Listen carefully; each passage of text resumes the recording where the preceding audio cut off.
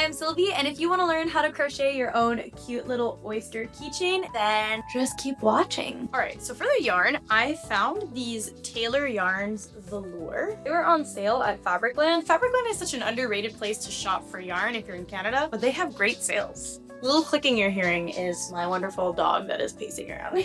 These are bulky 5. That's for a 6.5mm hook, but we are going to size down so that our stitches are closer together. This one is in Cloud Gray. This one is in Papyrus. I don't know how to say that in English, but Papyrus? Papyrus? I don't know. And then this one was the swatch. I don't know what shade it is. It is the same brand, but it was the, there wasn't any left. So I was like, can I just have the swatch? Because I'm only gonna need it for a little bit of detailing. And she was like, yeah, absolutely, go for it. Together, I think it's very oystery. So we have this. I went to Michael's and I got these little bead landing clips so that I can tie that on there. As for the hook, I'm gonna size down to a 4mm, and that's just so that the stitches are really close together. I've worked with yarn like this before, and I personally prefer it when I size down. If you guys decide to size up, that's fine. Your stitches might just not be as close together, and your oyster might end up a little bit bigger.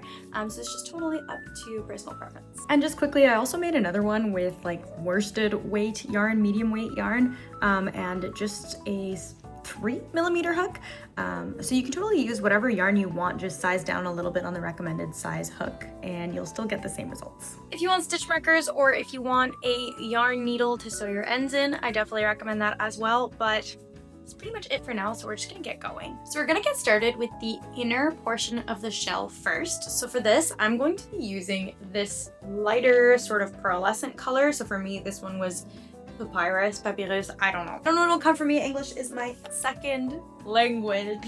This is gonna be fluffy yarn, so I do apologize in advance if you can't see. All right, we're going to start with chaining 4. So just make your slip knot, and we're just gonna chain 4. Now we're gonna be starting in the second chain from hook, and we'll just be doing 2 single crochet increase. So here's my second chain from hook. So we're going single crochet, and then I'm gonna put my stitch marker in here just to make sure. Just to remember that this was my first stitch. Another single crochet, and a single crochet increase in the very first chain that we made. Oh my gosh, I'm so sorry you guys, this keeps going in and out of focus.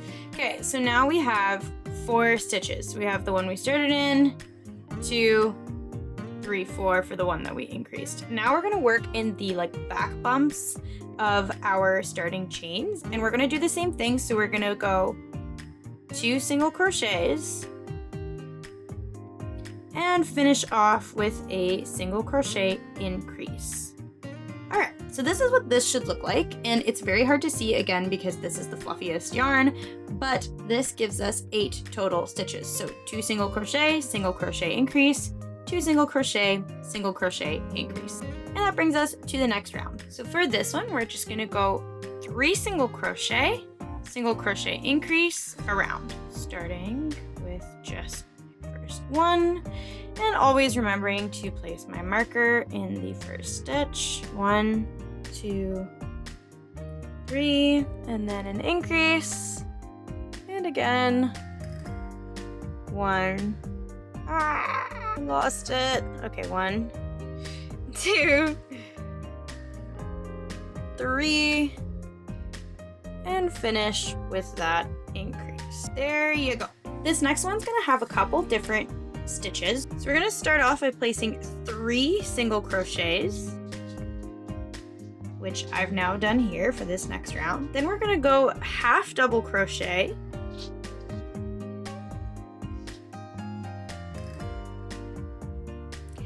and then we're gonna place a double crochet increase in this top stitch here. So that is 2 double crochets in the same stitch, like so. So now we're starting to really shape that oyster. Okay, my dog just shook. So after the double crochet increase, we're gonna place another half double crochet, followed by 3 single crochets. 1, 2, 3, and finish the round off with a single crochet increase. Ta-da! So now we have this little kind of turtle shell looking thing, a little bit longer on the one side and shorter on the bottom. And that brings us to our next round. We're now on round 4, which we're going to start with 2 single crochets, followed by a single crochet increase, followed by a single crochet, then a half double crochet, and then we're gonna do 2 double crochet increases in the top stitches here. So here's our first one.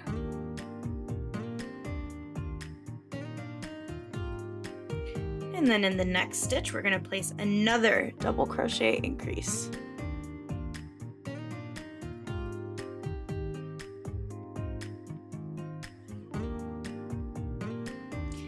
Then you guys probably know the pattern by now. We're going to repeat everything we did here on this side. So we're going to be placing another half double crochet, a single crochet increase,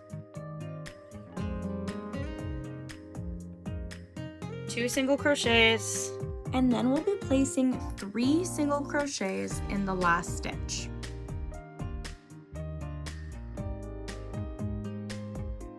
So that brings this row's total stitch count to 18, and it's just gonna add some shape. So for this row, we're really gonna shape the outside. So we're gonna be increasing in every single stitch. So we're gonna start with 3 single crochet increases in a row. Then we're gonna place 3 half double crochet increases in a row.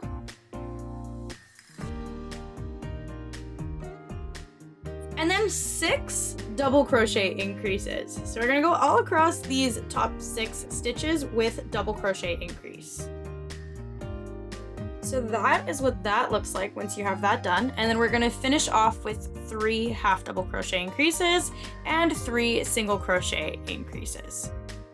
So here is what that looks like. And now we're gonna be removing our stitch marker from that first round and placing just a slip stitch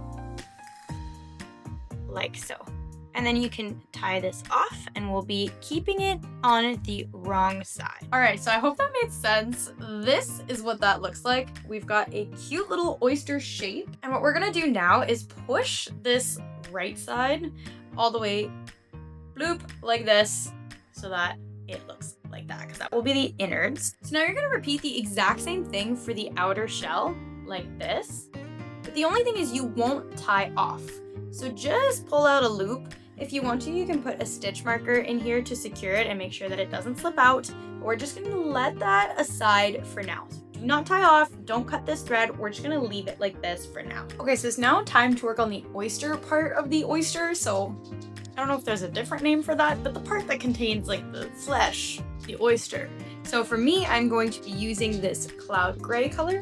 All right, so for this one, we're gonna start by doing 4 chains, just like the last one. And we're gonna start in that second chain from hook again and just single crochet around. So you should have 6 stitches. So we're going around in the same way that we did for the oyster shell. We're working in like the bottom loop of the chains, and that gives us 6 stitches.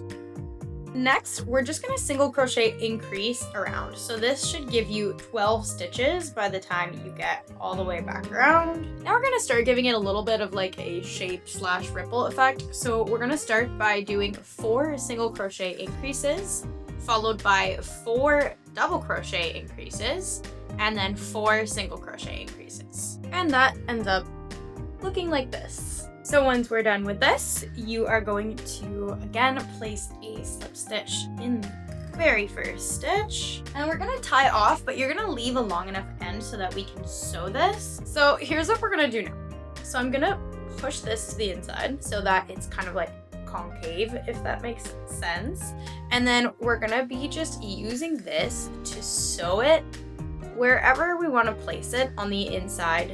I think I'm going to be leaving the last round out of it so that it's a little bit more 3D, but I'm going to go ahead and sew this on. And this is really so simple. I'm actually, I'm just poking my needle through to the back and sewing it wherever I want it to be.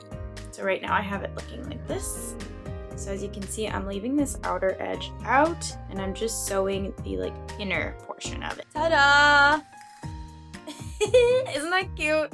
It is still like this in the back. So when you're done with that, just make sure that you have your end in the back.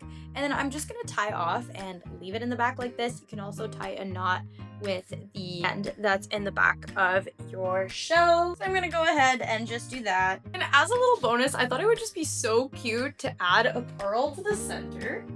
Okay, that was actually a really good decision. Okay, look how cute this is with my little pearl in the middle. All right, now it's time to pick up our outer shell again, as well as the yarn that it's connected to. We want the right side, so this poking out, and then we want to stuff the wrong side of the inner shell in it so that it mashes up like this. This is gonna be encompassed, and then we're gonna be crocheting these together. So we're just gonna be placing some single crochets around. I'm gonna flip the camera so that you can actually see what I'm doing, but just so that you guys see the placement. So it's just layered into each other like this. Our yarn is still attached with the previous round of the outer oyster shell. And so as you can see, I've now placed my hook through the first 2 stitches. So we're gonna be single crocheting around. We're gonna pass the hook through both layers each time. So let's go ahead and do that. Just make sure you're going through both layers, both stitches every time. And if you did this correctly, there should be the same amount of stitches on either side. And if you wanted to give this like a different color border, you can always do this with a different yarn instead. As I'm coming closer to the end here, I want to attach my keychain holder. So what I'm gonna do is get to the spot that I want it, which is just about here in the middle. And I'm going to put my hook through, and I'm going to be putting my little keychain holder through so that I can pass the yarn through it. So my keychain holder is on my hook, and I'm going to be passing the yarn through it first like this, and then finishing my single crochet like that. And now it's just attached to the stitch like this. I'm going to finish my last 2 stitches. And to finish this off, I'm just going to be passing a slip stitch into that first stitch. And I'm going to tie it off and weave in the ends. And if that made 1 ounce of sense, that's literally it. There's your cutie little oyster keychain. It kind of looks like a sombrero from the back, but honestly, this is so cute. It is so freaking cute. I cannot wait to put it on my bag. And I guess I'm gonna have it on my bag by the time you guys see this video, maybe. So, cue the little montage.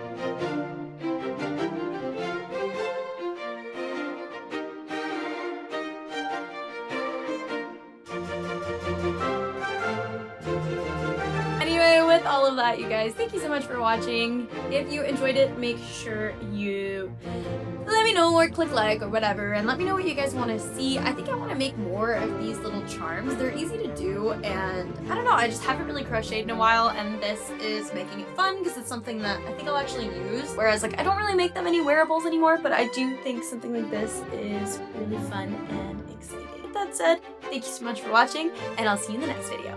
Bye!